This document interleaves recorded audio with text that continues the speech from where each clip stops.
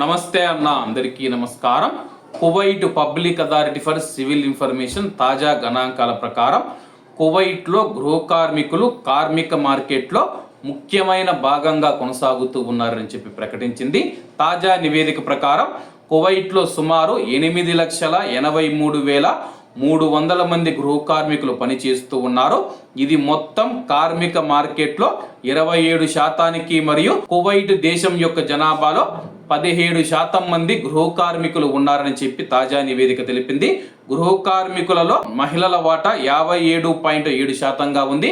కువైట్లోని ఇళ్లలో పనిచేస్తూ ఉన్న కార్మికులలో మహిళలే ఎక్కువగా ఉన్నారని చెప్పేసి, అలాగే గృహ కార్మికులలో భారతీయుల వాటా 39%తో అత్యధికంగా ఉంది.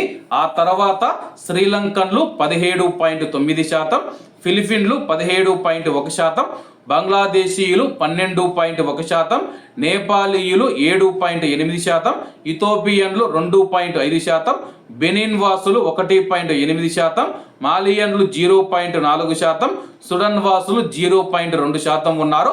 అలాగే కువైట్లోని గృహ కార్మికుల రంగంలో భారతీయులకు సంబంధించి 39% వాటా కలిగి ఉన్నారని చెప్పేసి, వారి దరిదాపుల్లో కూడా ఎవరూ లేరని చెప్పేసి తాజా నివేదిక తెలిపిందనమాట.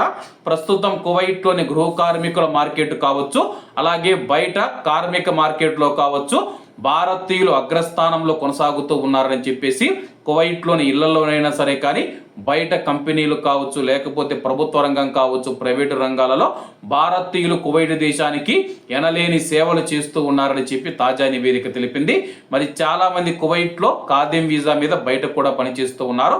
వారు కూడా ఈ యొక్క లెక్కల్లోకైతే వచ్చారన్నమాట. కాబట్టి అందరూ బాగుండాలి, అందులో మనం ఉండాలి. అందరికీ నమస్తే అన్న, జై హింద్.